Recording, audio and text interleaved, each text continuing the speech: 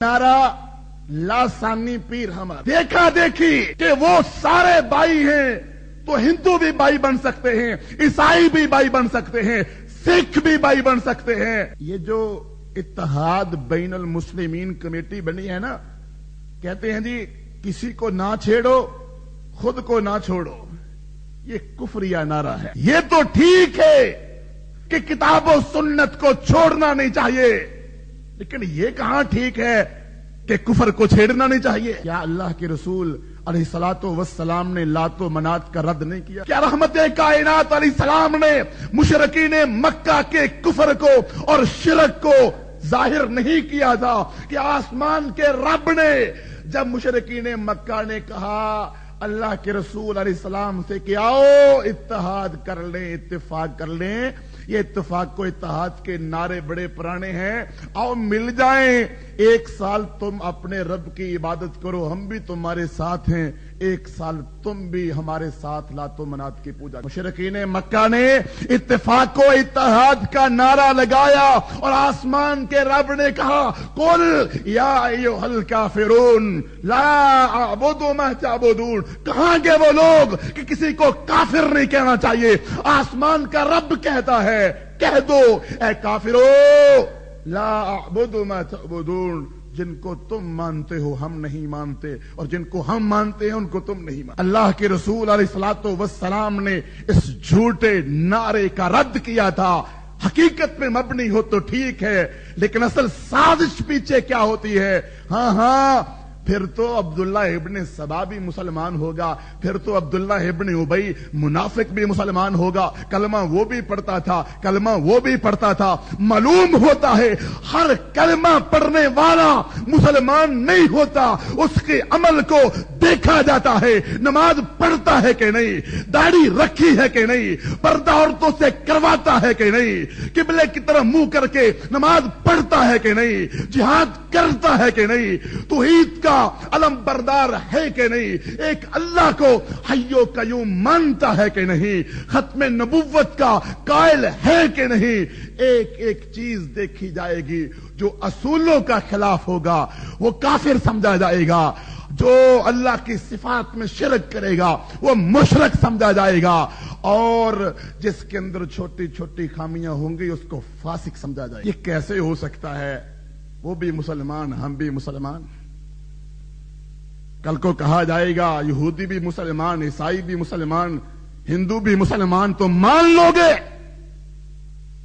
شیعہ حضرات سے ہم تنقید برائے تنقید کے قائل نہیں، کوئی یہ نہ کہے ہمیں گالیاں دی گئی، خالی ذہن ہو کے میری گزارش ہے کہ دوبارہ سے تحقیق کرو، غور و فکر کرو، حقیقت کا مطالعہ کرو کہ اصل کیا ہے۔ کہیں ہمیں کوئی دھوکہ تو نہیں دے رہا، اماموں کا نام لے کے، علی رضی اللہ عنہ کا نام لے کے، اہل بیت کا نام استعمال کر کے کہیں ہمیں کوئی استعمال تو نہیں کر رہا؟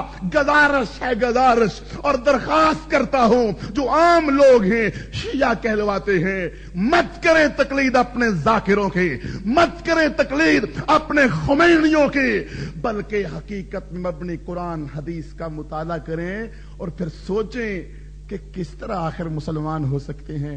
ایک آدمی قرآن کو مانتا ہے، ایک آدمی حدیث کو مانتا ہے، بخاری مسلم ابو داؤد ترمذی نسائی ابن ماجہ، پوری امت کا اتفاق ہے کہ ہم قرآن کو مانتے ہیں، ہم ان 6 حدیث کی کتابوں کو مانتے ہیں، یہ بھی مسلمان۔ اور جو کہے کہ قرآن کے اندر تحریف ہو چکی ہے، 17,000 قرآن کی آیات تھیں اور ابو بکر عمر نے قرآن کو بدل دیا تھا، اور ابو بکر عمر نے قرآن کے اندر تحریف کی تھی، اور بخاری مسلم ابو داؤد کو بھی نہ مانے، وہ مسلمان ہے کہ یہ مسلمان ہے؟ پوچھو اپنے مفتیوں سے کیا وہ قرآن کو مانتے ہیں؟ ہم نے تو اصول کافی کو پڑھا ہے، اعلام الورا کو پڑھا ہے، جلال العیون شیعہ حضرات کی کتابوں کو پڑھا ہے، وہاں لکھا ہوا ہے، جعفر صادق کی طرف قول منسوب کیا گیا ہے، جی اللہ کے نبی علیہ السلام نے فرمایا تھا میرے بعد 3 چیزوں کی حفاظت کرنا، قرآن کی، کعبے کی اور اہل بیت کی۔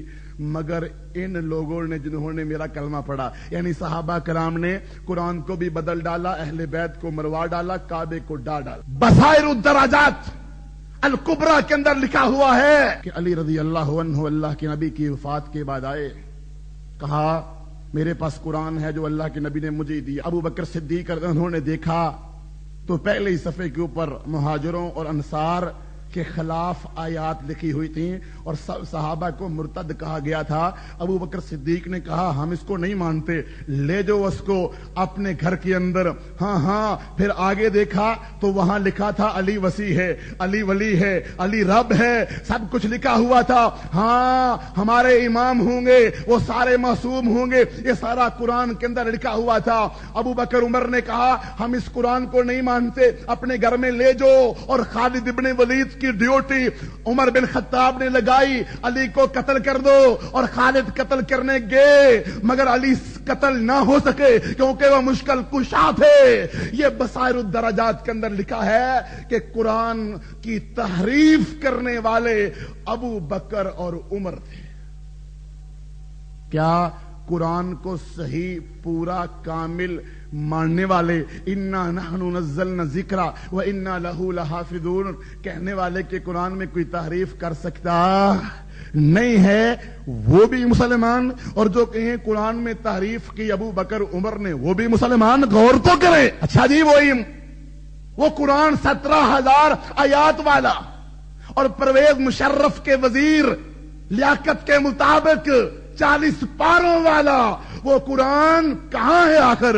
وہ 12ویں امام کے پاس ہے، اور وہ جب آئے گا تو پورا قرآن سامنے رکھے گا اور سارا اس کے مطابق فیصلے کرے گا، اور جو ابو بکر عمر ہیں ان کو قبر سے نکال کر سزا۔ اتفاق و اتحاد اس نام پہ کریں، ہمیں نام سے تو کوئی مسئلہ نہیں۔ شیعہ کا معنی گروہ ہوتا ہے، گروہ قرآن و حدیث والا بھی ہو سکتا ہے، نام سے جھگڑا نہیں، اصولوں پہ بات ہے۔ اصول اور بنیادی چیزیں کس کے پاس ہیں؟ قرآن کو ماننے والے بھی مسلمان، اور قرآن کے اندر تحریف سمجھنے والے، قرآن کو محرف سمجھنے والے بھی مسلمان۔ دوسری چیز سوال کیا کرو، پہلا سوال قرآن کا کیا عقیدہ ہے، کیا نظریہ ہے؟ کتابیں کھول کے تمہارے تقیے سے، تمہاری منافقت سے، اندر چھپانے سے ہم نہیں مانتے۔ کتابیں کھول کے اصول کافی کو، بصائر الدرجات کو، علام الورا کو، جلال العیون کو، بڑوں کی کتابیں ہیں، فیصلہ ہوگا قرآن کو مانتے ہو کہ نہیں۔ دوسرا سوال، ہم اہل السنہ والجماع، اہل الحدیث، ہم مانتے ہیں کس کو؟ خلفائے راشدین کو مانتے ہیں، صحابہ کرام کو مانتے ہیں۔ اللہ رب العزت کے برگزیدہ بندے تھے، رب ان پہ راضی ہو چکا تھا، اللہ نے ان کی شان میں قرآن نازل کیا ہے۔ ہم ازواج مطہرات کو مانتے ہیں، ہم اہل بیت کو مانتے ہیں۔ ہاں ہم اللہ کے نبی کی ایک بیٹی نہیں 4 بیٹیاں مانتے ہیں، 3 بیٹے مانتے ہیں۔ ہم حسن و حسین کو مانتے ہیں، زین العابدین کو مانتے ہیں، ہم بخاری مسلم کو مانتے ہیں، ابو حنیفہ مالک احمد شافعی کو مانتے ہیں۔ ہاں اللہ کے وہ بندے تھے، اور میرے محترم بھائیوں جو ان کو مانے، خلفائے راشدین کو، صحابہ کرام کو، ازواج مطہرات کو مسلمان ماننے، سب کچھ ماننے، وہ بھی مسلمان ہے۔ اور جو صحابہ کو گالیاں دے، صحابہ کو مرتد کہے، اللہ کے نبی کی ایک ہی بیٹی فاطمہ سمجھے، کیا وہ بھی مسلمان؟ اللہ کا قرآن پڑھو، کہتے ہیں اللہ کے نبی کی ایک ہی بیٹی تھی فاطمہ، باقی 3 زینب، رقیہ، ام کلثوم، ختیجہ پیچھے سے لے کے۔ سورۃ الاحزاب آیت نمبر 31